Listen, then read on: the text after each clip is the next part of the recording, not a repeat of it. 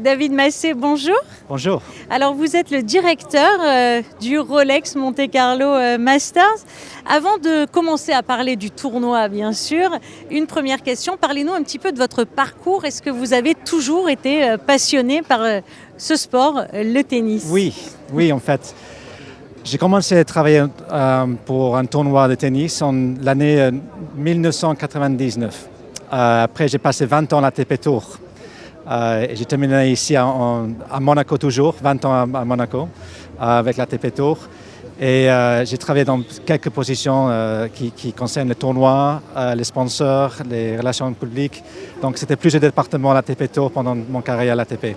Et après, en 2021, j'ai pris la décision, j'ai accepté de travailler pour le tournoi.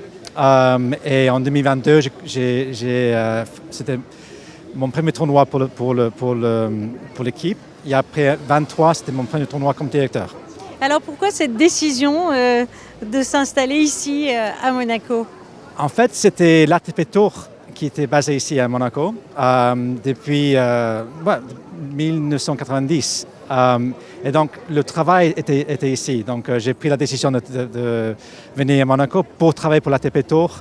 L'année, c'était 2001.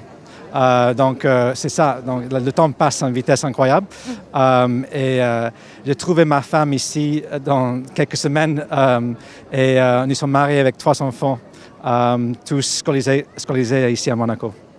Alors, le programme de cette 117e édition, est-ce qu'alors il est riche, je suppose, varié? Oui, même aujourd'hui, on est sur la phase, on dit ça, qualification, c'est la phase juste avant le table finale. Aujourd'hui, sur la cour centrale, on a des joueurs qui sont anciens vainqueurs de tournoi, comme Fognini qui va jouer à 17h. Il y a aussi un joueur comme Dominic Thiem qui a gagné le Grand Slam. Il y a vraiment un plateau exceptionnel. Diego Schwartzman qui était 2 fois 4 finalistes. Donc aujourd'hui, c'est exceptionnel. Et demain, on commence la table finale avec le top 10. Ils vont jouer mardi et mercredi après la suite. Mais il y a des matchs sur le premier tour qu'on peut imaginer que c'est les 3e tours d'un Grand Slam déjà. Donc c'est très très difficile à gagner des matchs ici.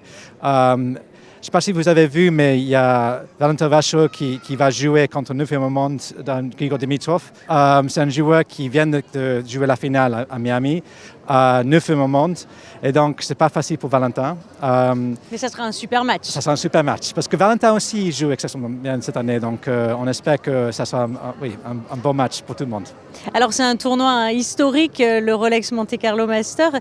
Quels sont ses atouts pour les joueurs? C'est un tournoi, je crois que c'est l'historique, c'est le côté très important en fait pour les joueurs. Il y a le prestige du tournoi, les anciens vainqueurs comme Björn Borg, la liste est très très longue. Et il y a tellement de joueurs qui étaient classés premiers au monde qui ont gagné le tournoi. C'est très très riche, il y a un couloir avec les vainqueurs et c'est fascinant de voir ça. C'est le plus ancien tournoi au monde sur terre battue. Et en termes de joueurs aujourd'hui, c'est le premier Masters 1000 sur terre battue. Donc pour eux, c'est très important. Ils viennent de passer quelques mois sur différentes surfaces, donc ils viennent ici. Et normalement, on voit qu'un joueur qui fait bien ici, il fait bien aussi à Roland-Garros après. Est-ce qu'il y a des nouveautés cette année? On a plus de nouveautés. C'est peut-être pas évident à voir tout de suite, mais on a créé une tribune mère c'est un test pour nous. On a changé le pente pour améliorer l'expérience pour le fan, mais aussi pour la télévision. On a rajouté des loges. On a aussi créé des portiques pour créer des l'abri pour les spectateurs. J'espère contre le soleil plutôt que contre la pluie, mais c'est pour les deux chances. Pour les fans qui veulent voir le maximum de temps le match, c'est possible aussi voir le click and collect. Ça veut dire qu'il peut commander à manger depuis n'importe où et il y a un créneau horaire pour le récupérer. Donc il y a ça, on teste ça. Après, on essaie toujours de penser qu'est-ce qu'on peut faire de mieux. Donc on a une équipe de réseaux sociaux qui est double que qu'on avait déjà en 2023.